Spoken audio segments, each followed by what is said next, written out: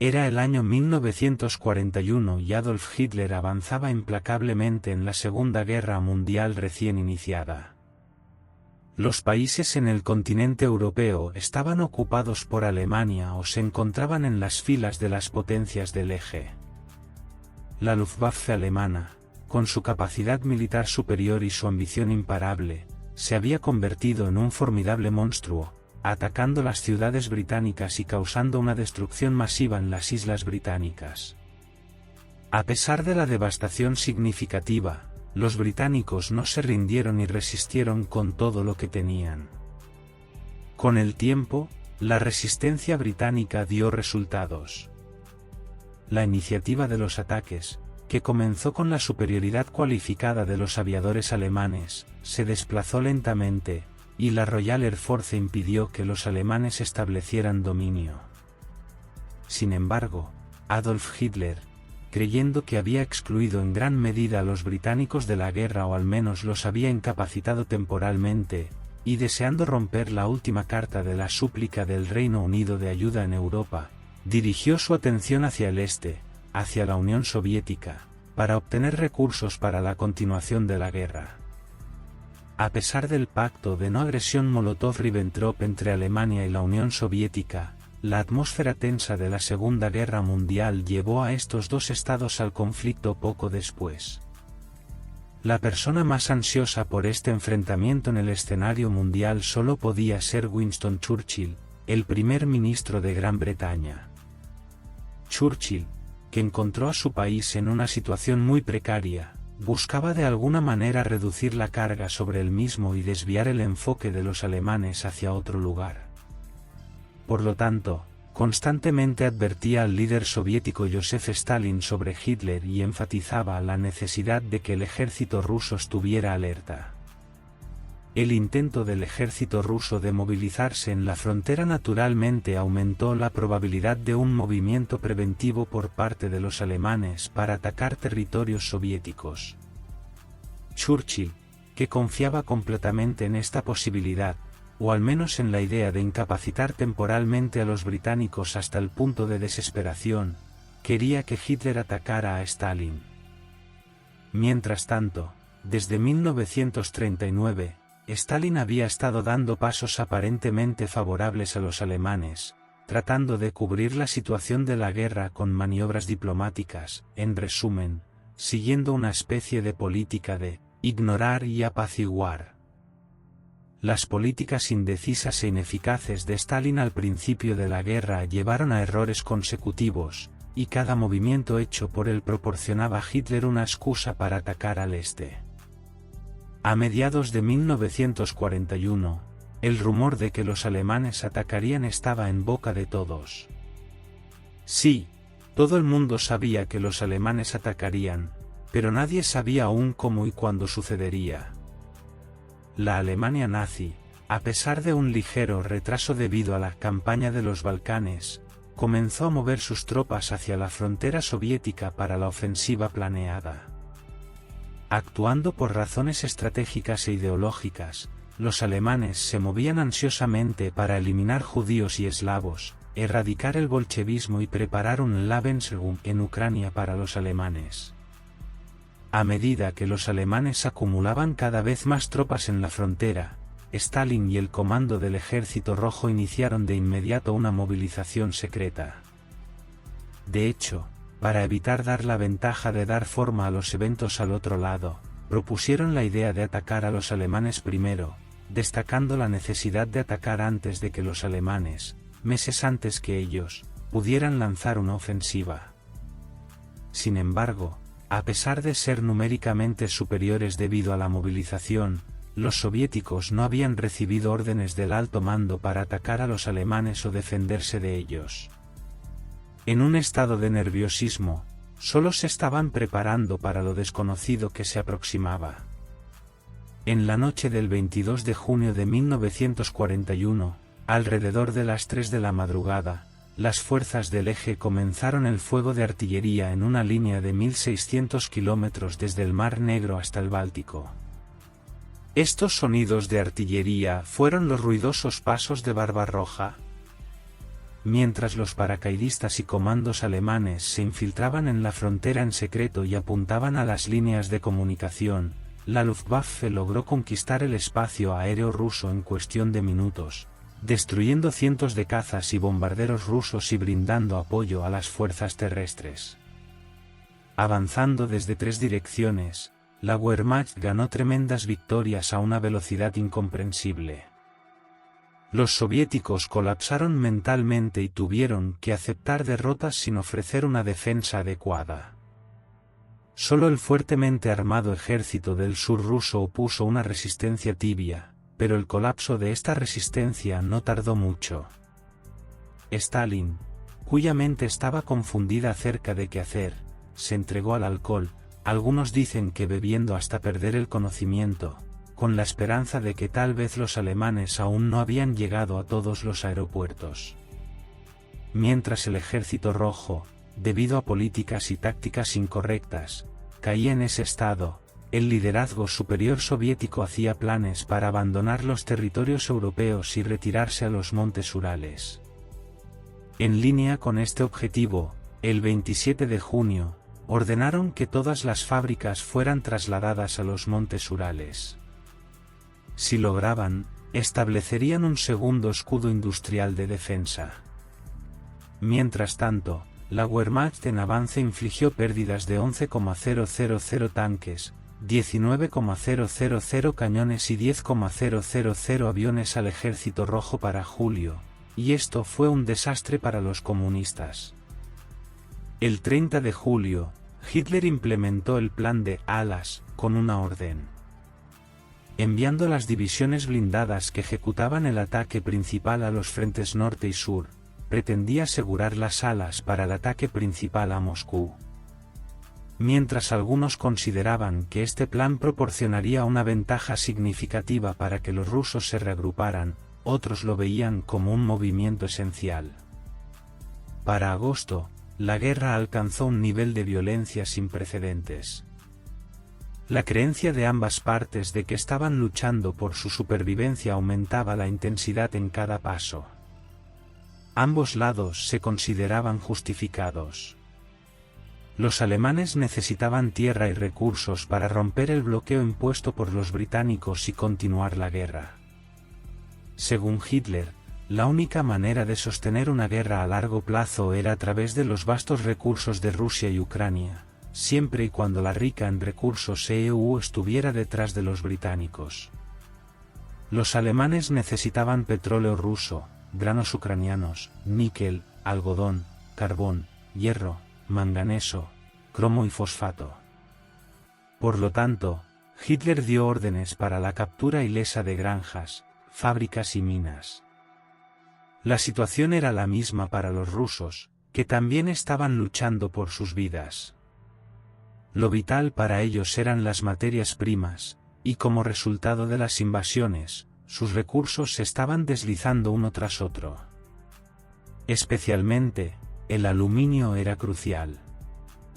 Este material, 3 veces más ligero que el acero, con resistencia a la tracción y al óxido, era necesario para equipar las nuevas divisiones motorizadas con tanques T-34 y KV, y aviones.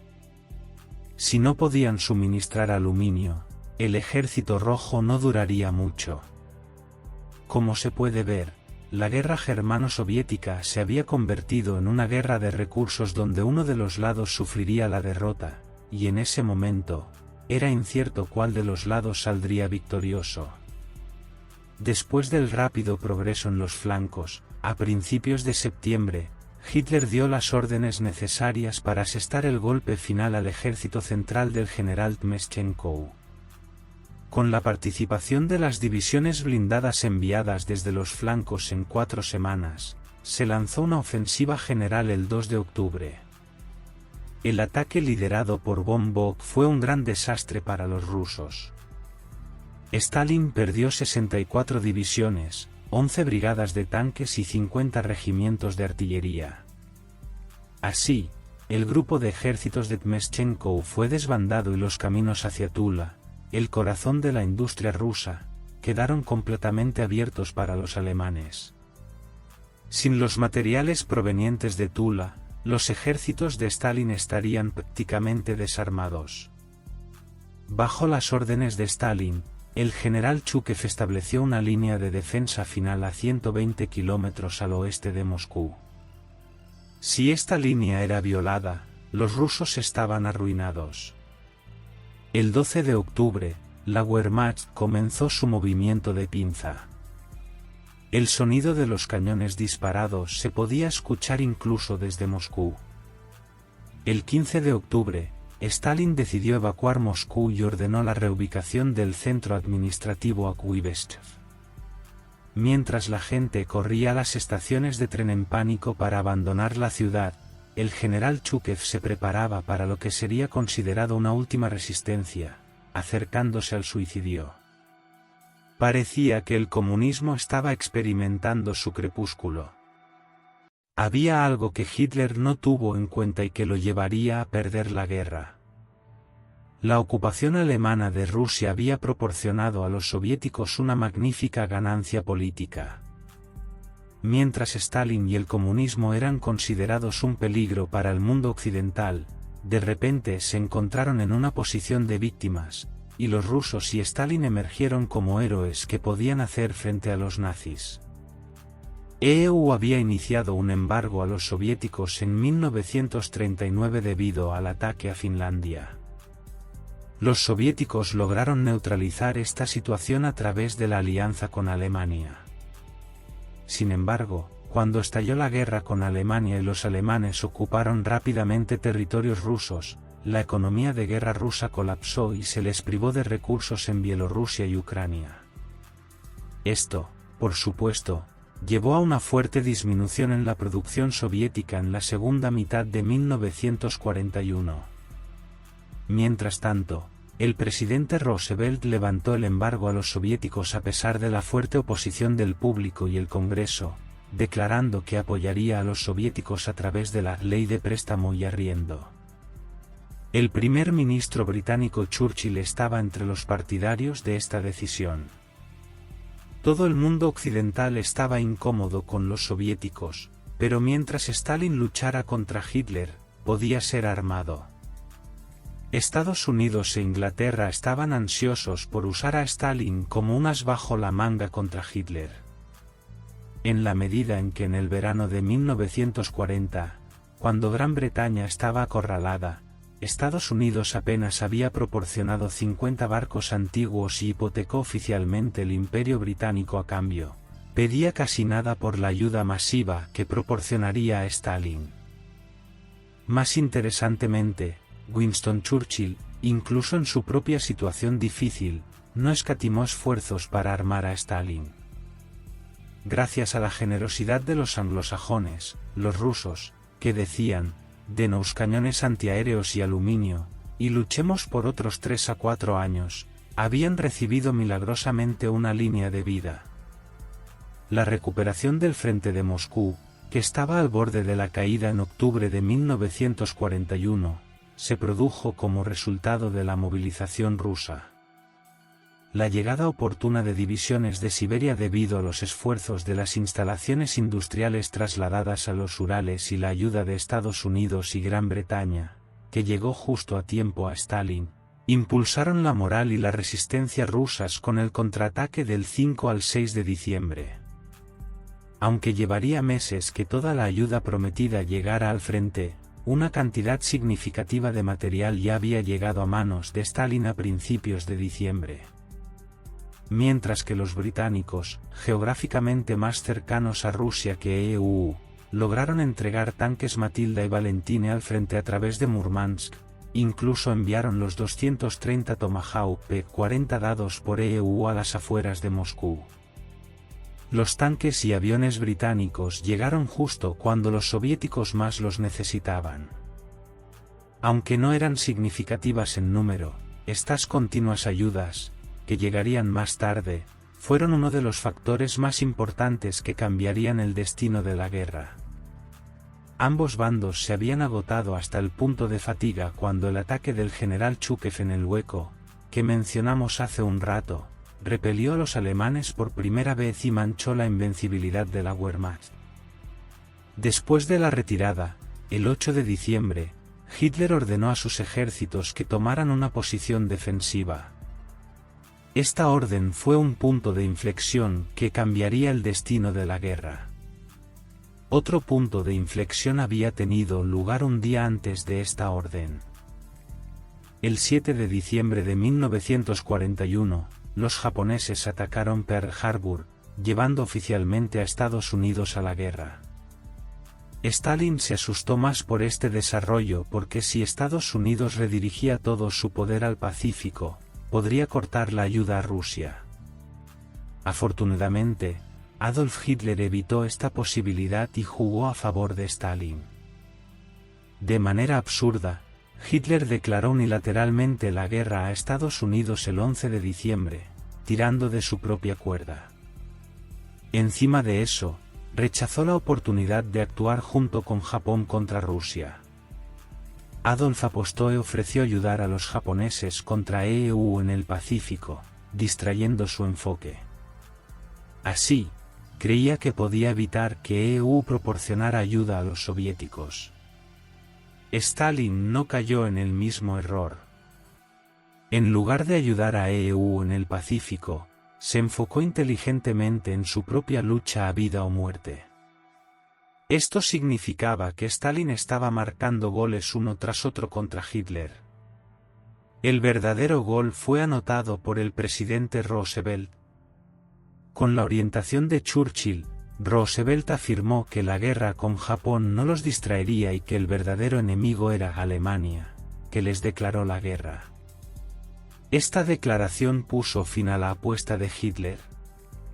Estados Unidos cumpliría con sus palabras y continuaría suministrando a los soviéticos tanques, camiones, aviones, artillería, rifles, alimentos, acero, aluminio, en resumen, los recursos necesarios.